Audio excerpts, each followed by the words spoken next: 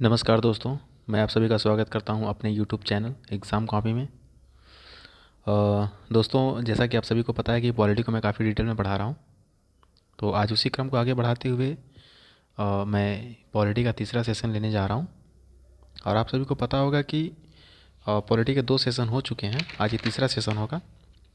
और हम लोग 22 जनवरी 1947 तक की बातों को हम लोग समझ चुके हैं। ऑब्जेक्टिव रिलेशन आ चुका है, ठीक है, वो पारित हो चुका है 22 जनवरी 1947 को। अब कहानी उसके आगे चलेगी। अब हम आज देखने वाले थे कि 1947 में माउंटबेटन प्लान जो आया था वो किस प्रकार से 2 भागों में बटेगा और आगे क्या क्या होगा, इसके बारे में हम अच्छे से डिटेल में जानेंगे। ठीक है, तो ठीक है, मैं वीडियो को फिर स्टार्ट करता हूँ। अगर आपने चैनल को सब्सक्राइब नहीं किया तो प्लीज़ सब्सक्राइब कर लीजिए, घंटी के बेल आइकन को ऑन कर लीजिए, लाइक कीजिए, कमेंट कीजिए, शेयर कीजिए। ठीक है, ओके, फिर मैं वीडियो को अब स्टार्ट करने जा रहा हूँ। जैसा कि आप सभी को पता है कि 1947 में माउंटबेटन प्लान आया था, ठीक है। और उसमें जो था कि 2 संविधान सभा के बारे में बात किया गया था, एक तो पाकिस्तान का और एक हिंदुस्तान का। तो माउंटबेटन प्लान जो है ये आया था 3 जून को, ठीक है, 3 जून 1947 को आता है। और इसमें 2 कॉन्स्टिट्यूशन असेंबली है, ठीक है, मैं शॉर्ट फॉर्म में लिखूँगा कॉन्स्टिट्यूशन असेंबली, एक तो फर्स्ट और एक सेकंड। तो ये भी एक कॉन्स्टिट्यूशन असेंबली हो गई, ठीक है। लेकिन ये जो है ये वाली ये इंडिया की है, ठीक है, और ये वाली जो है ये हमारी होगी पाकिस्तान की, ठीक है, पाकिस्तान। यानी कि 2 संविधान सभा, माउंटबेटन प्लान जो आया था उसमें 2 संविधान सभा के बारे में बात किया गया था, एक पाकिस्तान का और एक हिंदुस्तान का, ठीक है। और ये कब आया था? तो ये आया था 3 जून 1947 को, ठीक है। अब आगे हम देखते हैं। तो आगे जो था कि जो कॉन्स्टिट्यूशन असेंबली थी ना उसमें 90 लोग त्यागपत्र दे दिए थे और पाकिस्तान का संविधान बनाने चले गए। यानी कि हमारी जो पहले की जो कॉन्स्टिट्यूशन असेंबली जो चली आ रही थी, कॉन्स्टिट्यूशन असेंबली जो थी, इसमें से 90 लोग निकल करके क्या किए कि वो पाकिस्तान के कॉन्स्टिट्यूशन असेंबली में चले गए। तो हमारे मूल में कितने थे, यानी कि शुरू शुरू में कितने थे? तो 296, ठीक है। इसको हमने 2 भागों में बांटा था, वो आपको पता है, लेकिन मैं मूल वाले को लेके चलूँगा कि 296। अब इस 296 में से क्या हुआ कि इस 296 में से 90 लोग जो है ना वो निकल गए। क्यों? क्योंकि भैया अब तो पाकिस्तान का भी कॉन्स्टिट्यूशन असेंबली आ चुका है, अब वो लोग उसमें जाएंगे, ठीक है। तो इसमें से आप घटा दीजिए इसको, तो कितने बचेंगे? तो बचेंगे हमारे 206, ठीक है भाई। 296 में से 90 घट गया तो 206 बचे। अब क्या होगा कि 1947 में प्रिंसली स्टेट की सीटें जो 93 जो सीटें थी ना भाई, प्रिंसली स्टेट की जो 93 सीटें थीं, जहाँ पर ये कहा गया था कि राजा महाराजा जो है अपने प्रतिनिधि को भेजेंगे कॉन्स्टिट्यूशन असेंबली में, लेकिन हालांकि उन लोगों ने भेजा नहीं था, ठीक है। तो वो जो 93 जो सीटें खाली रह गई थी, अब वो इस 206 में अब आ करके जुड़ जाएगा। यानी जो खाली वाला था तो कितना हो गया? 6 3 9, ठीक है, और ये 9 और ये 2, यानी कि 299। अब 299 हो चुका है, ठीक है। लेकिन 299 में से भी कुछ लोग पाकिस्तान की कॉन्स्टिट्यूशन असेंबली में चले गए थे, इस चीज़ को आप लोग ध्यान रखिएगा, ठीक है। अच्छा, अब दोस्तों यहाँ पर आता है हमारा जुलाई 1947, ठीक है। अगला पेज ले लेते हैं। अब क्या आता है? तो अब आता है जुलाई 1947। अब यहाँ पर देखिए क्या होगा। अब जुलाई 1947 में आएगा इंडियन इंडिपेंडेंस एक्ट 1947, यानी कि भारतीय स्वतंत्रता अधिनियम 1947। इंडियन इंडिपेंडेंट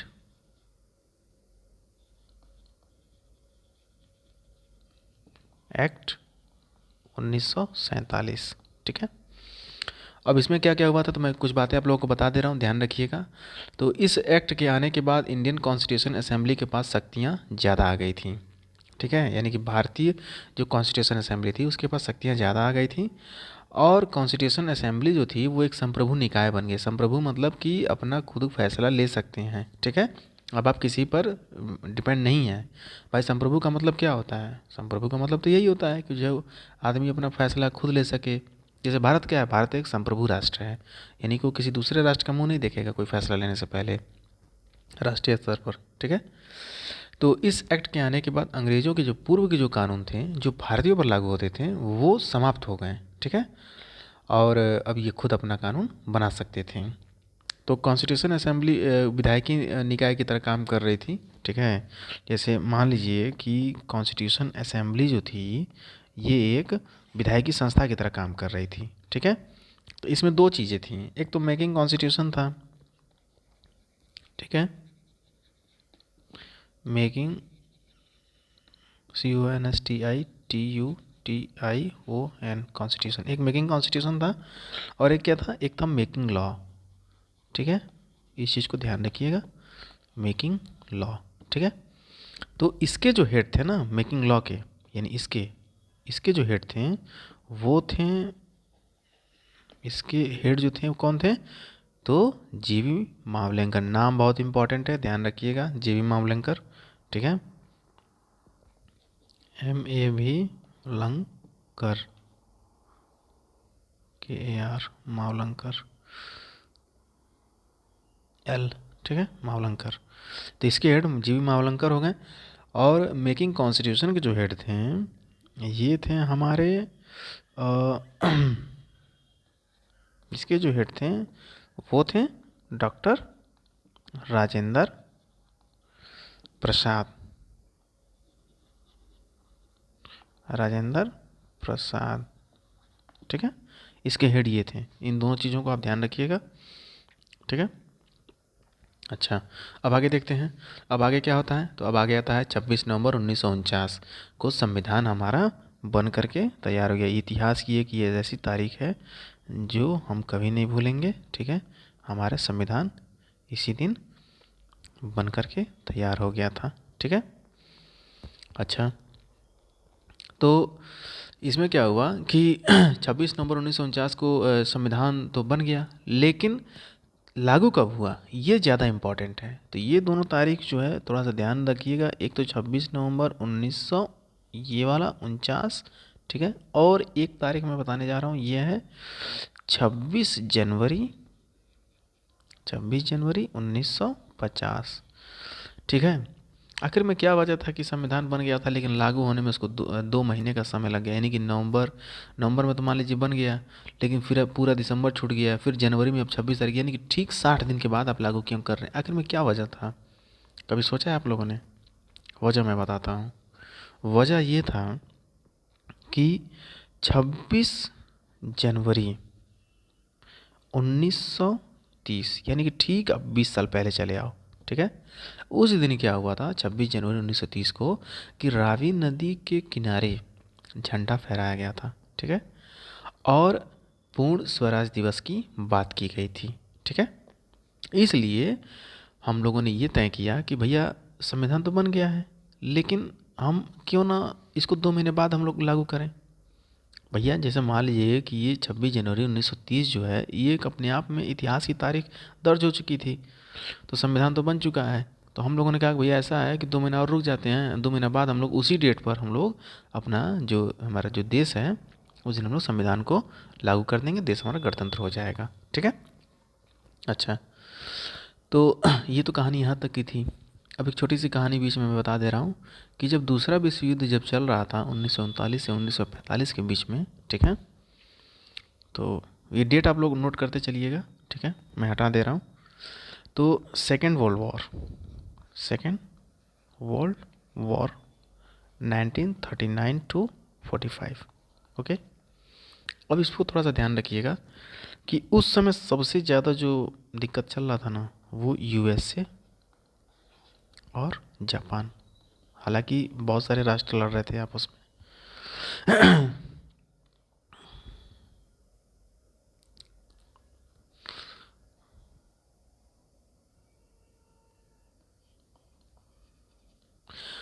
थोड़ा सा गले में प्रॉब्लम है, इस वजह से मेरी आवाज़ सही से निकल नहीं रही है, ठीक है।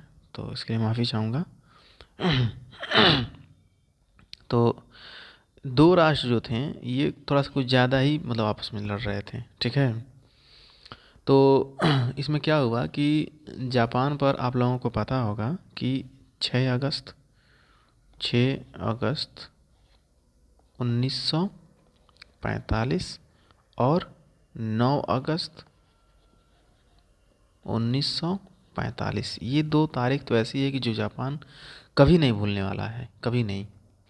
इस दिन क्या हुआ था कि 6 अगस्त 1945 को हिरोशिमा पर और 9 अगस्त 1945 पर नागासाकी पर परमाणु बम अमेरिका ने छोड़ दिया, ठीक है। और इससे कितनी हानि हुई थी इसका जापान का ये तो आप लोग जानते ही होंगे।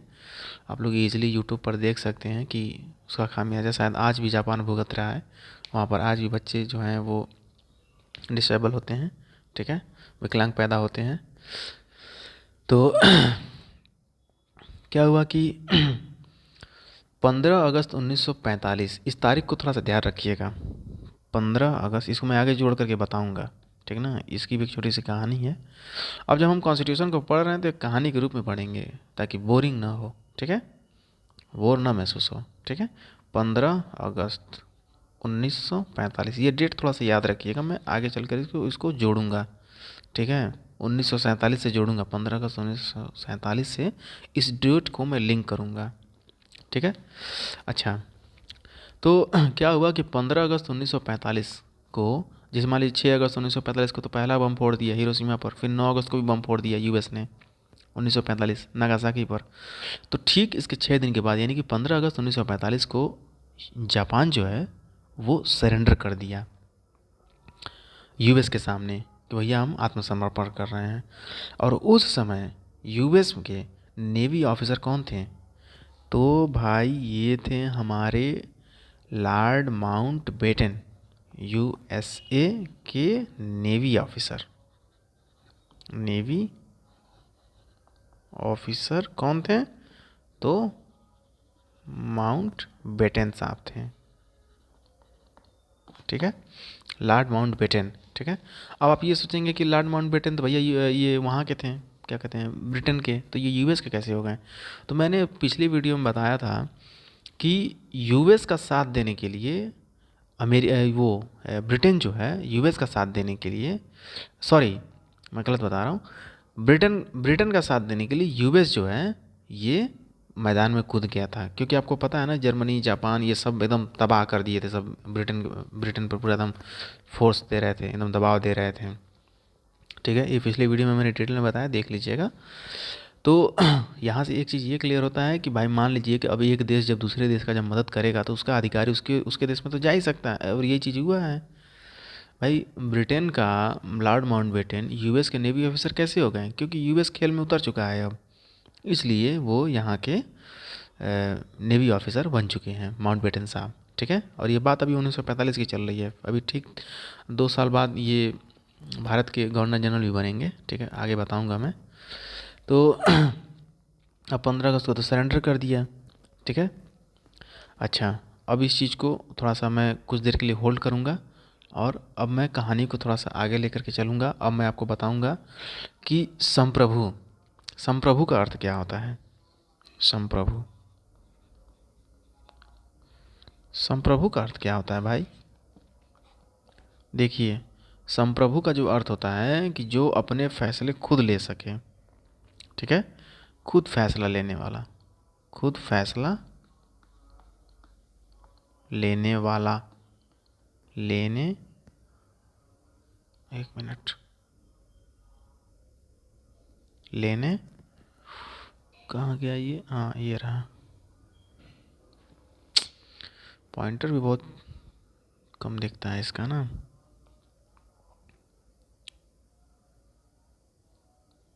फैसला लेने वाला, ठीक है, खुद फैसला लेने वाला। अच्छा, एक चीज़ आप लोग कभी सोचे हैं कि 9 दिसंबर 1946 को तो कॉन्स्टिट्यूशन हमारा जो है वो बनना शुरू हो गया था 9 दिसंबर को। देखिए 9 दिसंबर 1946, ठीक है। ये वो तारीख है जब पहली बैठक हुई थी और हमारा संविधान बनना स्टार्ट होता है, ठीक है। अब यहाँ से स्टार्ट हो गया, ये स्टार्ट हो गया, ठीक है। स्टार्ट, START, स्टार्ट, ठीक है। अच्छा, फिर एक तारीख आती है हमारी ज़िंदगी में, क्या? 15 अगस्त 1947, हमारा देश आज़ाद हो गया, ठीक है। लेकिन मैं आप लोगों से एक छोटा सा प्रश्न पूछ रहा हूँ यहाँ पर कि क्या 15 अगस्त 1947 को हम संप्रभु थे? क्या हम संप्रभु संप्रभु थे हम? बताइए। तो मैं आपसे कहूँगा, अच्छा ठीक है, रुकिए, अभी थोड़ा सा होल्ड करते हैं इसको। फिर एक तारीख को थोड़ा ध्यान रखिएगा, एक और डेट क्या है भैया? वो है 26 नवंबर 1949। ये सारे इंपॉर्टेंट डेट लिख रहा हूँ मैं, ठीक है।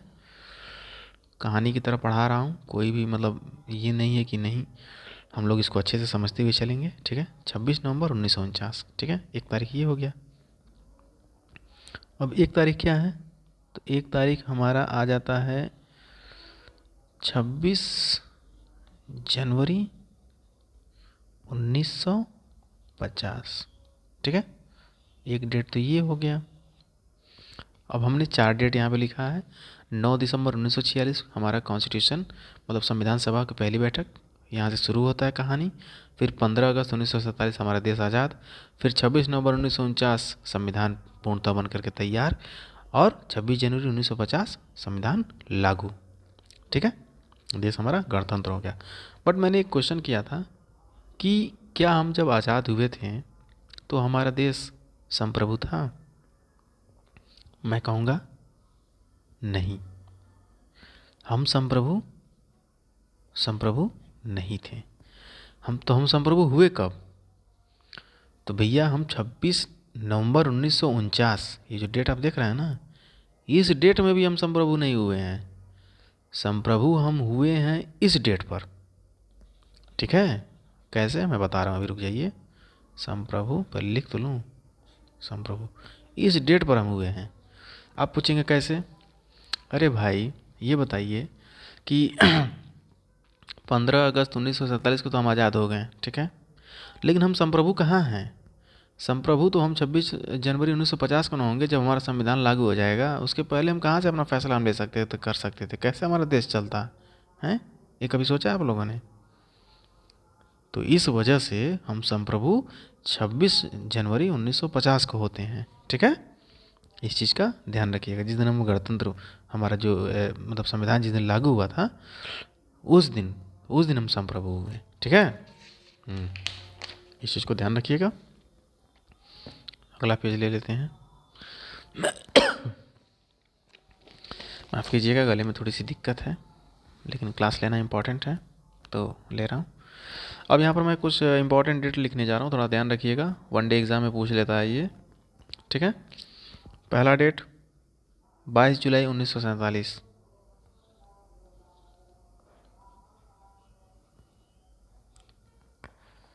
1947, ठीक है। क्या है इस दिन? तो राष्ट्र झंडा दिवस, ठीक है। अच्छा, एक और डेट, ये तो पहली डेट हो गई। दूसरी डेट है 24 जनवरी 1950। इस दिन क्या है? राष्ट्रीय गीत,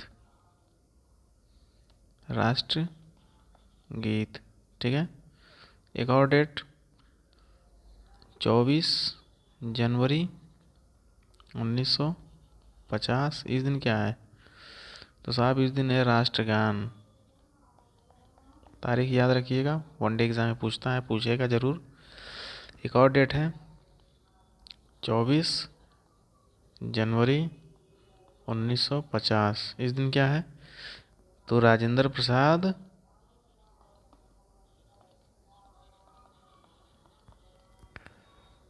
राष्ट्रपति बन जाते हैं। भारत के पहले राष्ट्रपति, स्वतंत्र भारत के पहले राष्ट्रपति कौन थे? तो राजेंद्र प्रसाद थे। ठीक है, इस चीज़ को ध्यान रखिएगा, ठीक ना। स्क्रीनशॉट ले लीजिएगा।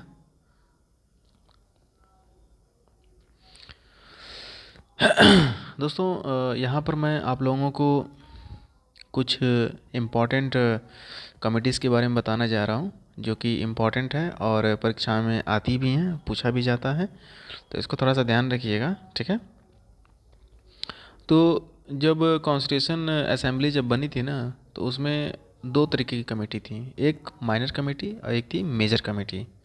दो तरीके की कमेटियाँ थी। तो दोस्तों पहले हम बात करेंगे माइनर कमेटी की, फिर हम बात करेंगे मेजर कमेटी की, ठीक है। तो पहले हम बात करेंगे किसकी? Minor committee.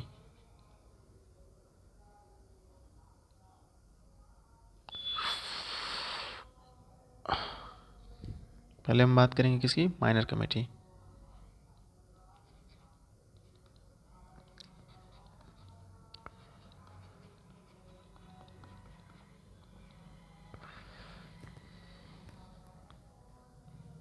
माइनर कमेटीज़ के बारे में हम बात करने जा रहे हैं, ठीक है। तो यहाँ पर मैं कमेटी का नाम लिख दूंगा, ध्यान रखिएगा। तो पहला था फाइनेंस एंड स्टाफ कमीशन, ठीक है। फाइनेंस एंड स्टाफ कमीशन, याद रखिएगा कौन थे ये? तो राजेंद्र प्रसाद थे, ठीक है। दूसरा था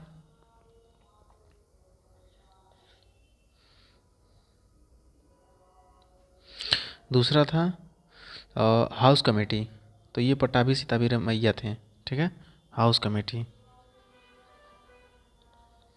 हाउस कमेटी पट्टाभी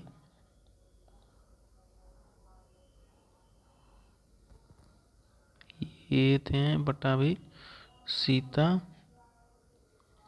रमैया, ठीक है। तीसरा था क्या था?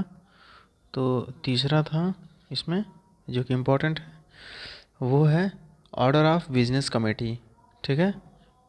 Order of business committee. ये कौन थे? तो ये थे KM मुंशी, ठीक है। तो इसमें तीन ही कमेटियाँ मतलब हैं, तो इसमें चार पांच कमेटियाँ इसमें हैं, ठीक है। लेकिन ये जो तीन हैं ये इम्पॉर्टेंट हैं माइनर कमेटी से। और अब मैं बताने जा रहा हूँ मेजर कमेटी के बारे में। और मेजर कमेटी जो है, इसमें से एक एक कमेटी काफ़ी इम्पॉर्टेंट है, ठीक है। और जितना भी बताऊंगा सबको ध्यान रखिएगा, क्योंकि माइनर कमेटी से तो मतलब भरसक ये है कि मतलब कभी कभार क्वेश्चन नहीं आता है, लेकिन मेजर कमेटी से तो 100% क्वेश्चन पूछता है। अगर पूछेगा तो यहीं से पूछेगा। माइनर कमेटी से तो इस मान लीजिए कि माइनर कमेटी से 20% उम्मीद है ना, तो मेजर कमेटी से 80% उम्मीद है कि क्वेश्चन बनेगा। और ये मैं बताने जा रहा हूँ मेजर कमेटी, ठीक है। पहला कौन सा है? पहला है संघ शक्ति। संघ, प्रीवियस ईयर का क्वेश्चन देखिएगा, क्वेश्चन मिल जाएगा आपको। संघ शक्ति कौन थे? जल्दी से लिखूंगा, नेहरू साहब, ठीक है, ध्यान रखिएगा। दूसरा कौन है? तो संघ संविधान समिति। संघ संविधान समिति कौन थे इसके हेड? नेहरू साहब, ठीक है। तीसरा प्रांतीय संविधान समिति, मोस्ट इम्पॉर्टेंट।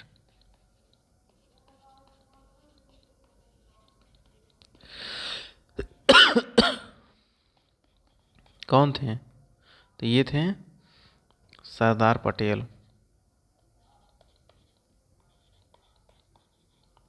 ठीक है। चौथा कौन है? तो ये ड्राफ्टिंग कमेटी।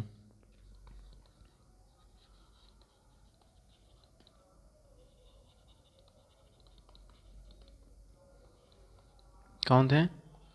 तो डॉक्टर भीमराव अंबेडकर। ठीक है, याद रखिएगा, काफ़ी बार परीक्षा में पूछा जा चुका है। 5वां सलाहकार समिति।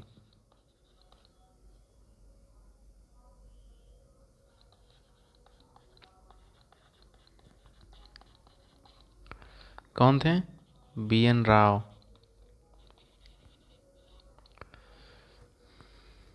ठीक है, और और इसमें एक और कमेटी है, मुझे थोड़ा सा याद करने दीजिए। मूल अधिकार उप समिति। ठीक है, ये भी याद रखिएगा। 6वां मूल अधिकार उप समिति। कौन है इसमें? तो ये हैं JB कृपलानी।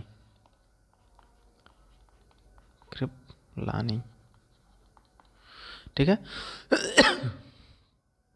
स्पेलिंग थोड़ा सा हो सकता है आप लोग को देखने में दिक्कत हो, लेकिन नाम साफ साफ बोल रहा हूँ मैं, आप लोग लिखते रहिएगा। और इतना भी ख़राब नहीं लिखा हुआ है, काम चल जाएगा। ठीक है, तो यहाँ पर हमारी वीडियो तकरीबन 26 मिनट की हो चुकी है। तो क्या करूँ, ड्राफ्टिंग कमेटी भी बता दें क्या आज? चलिए ठीक है, ड्राफ्टिंग कमेटी भी जल्दी से बता देता हूँ, आपको 2 मिनट लगेगा, ठीक ना, ताकि कल हम शुरू करेंगे प्रस्तावना, प्रीएम्बल। ठीक है, तो इसको भी थोड़ा सा जल्दी से बता देता हूँ, ध्यान रखिएगा, क्योंकि इम्पॉर्टेंट माना जाता है इसको भी। ठीक है, इसमें इम्पॉर्टेंट ये है कि एक तो अध्यक्ष के बारे में पूछेगा, जो कि डॉक्टर भीमराव अम्बेडकर साहब थे, और इसमें जो सदस्य हैं ना, सदस्यों का नाम पूछ लेता है कभी कभी, तो आपको बताना रहेगा कि हाँ इसमें कौन है कौन नहीं है। तो हम जल्दी से इसको 3-4 मिनट में कवर कर देंगे, ताकि आधे घंटे में मेरी वीडियो कंप्लीट हो जाए। ठीक है, तो ड्राफ्टिंग कमेटी। ठीक है,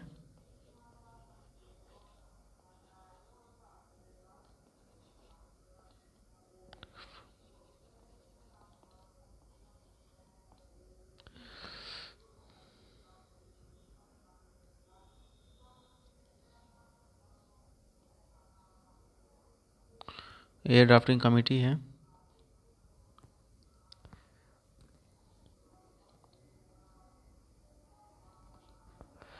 ठीक है, ड्राफ्टिंग कमेटी हेड कौन है? तो डॉक्टर अंबेडकर।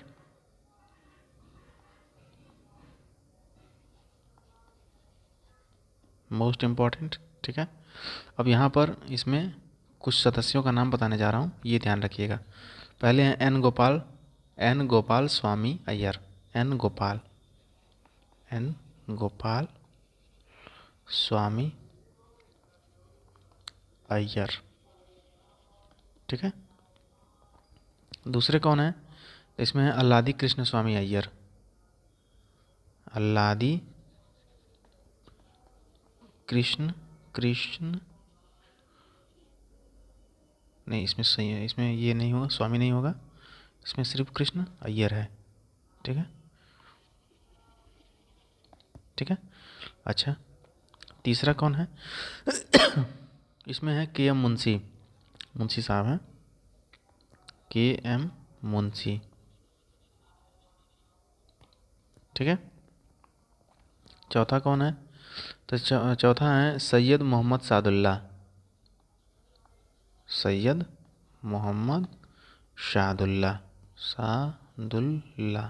ठीक है, चौथा। फिर पांचवा कौन है? पांचवा है भैया, ये हैं एन माधव राव।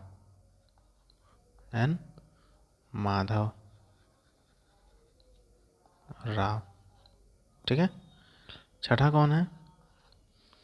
छठा है TT कृष्णाचारी। TT कृष्णाचारी।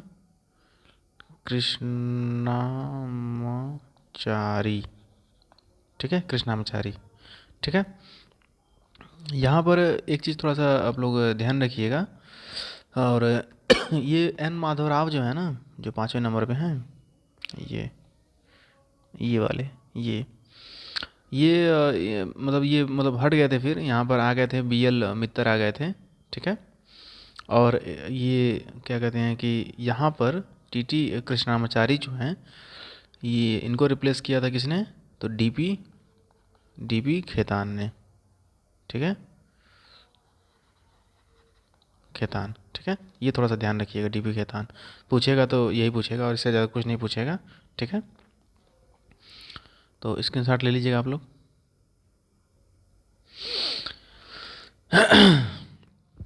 दो तीन फैक्ट और बता दे रहा हूँ। ठीक है, 2 मिनट लगेगा, उसके बाद वीडियो को समाप्त कर देंगे। ठीक है, तो एक जो फैक्ट है वो है कि प्रेम नारायण रायजादा ने अपने हाथों से संविधान को लिखा था। ठीक है, प्रेम बिहारी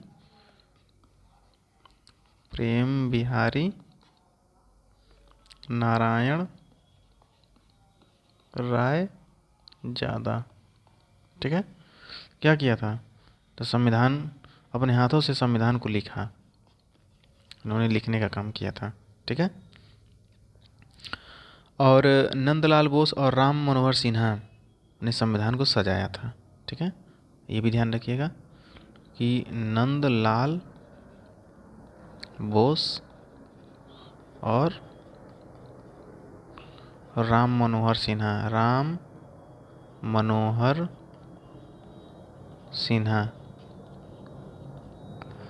इन्होंने क्या किया था? सजाया था इसको। जो भी आप जब कॉन्स्टिट्यूशन को जब खोलेंगे आप, तो उसमें आप देखेंगे बहुत सारा मतलब कलाकारी किया गया है। तो ये नंदलाल बोस ने ही अपने हाथों से मतलब उसको सजाया वजाया है। ठीक है, जो भी कलाकारी इसमें किया गया है। ठीक ना? अब प्रेम बिहारी नारायण रायजादा ने क्या किया है?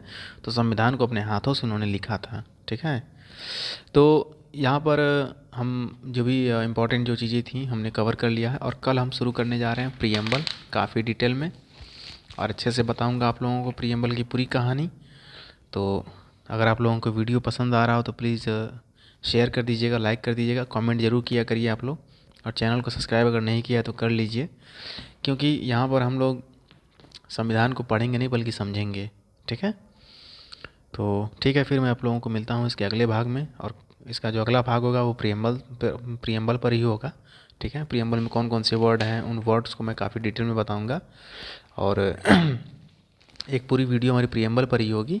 ठीक है, ताकि प्रीएम्बल से जो भी प्रश्न बनते हैं वो आप लोगों से ना छूटें और आप लोग अपना ज़्यादा से ज़्यादा स्कोर कर सकें। ठीक है, तो ठीक है, फिर मैं वीडियो को यहाँ पर समाप्त करने जा रहा हूँ। तब तक के लिए आप लोग अपना ध्यान रखिए। नमस्कार।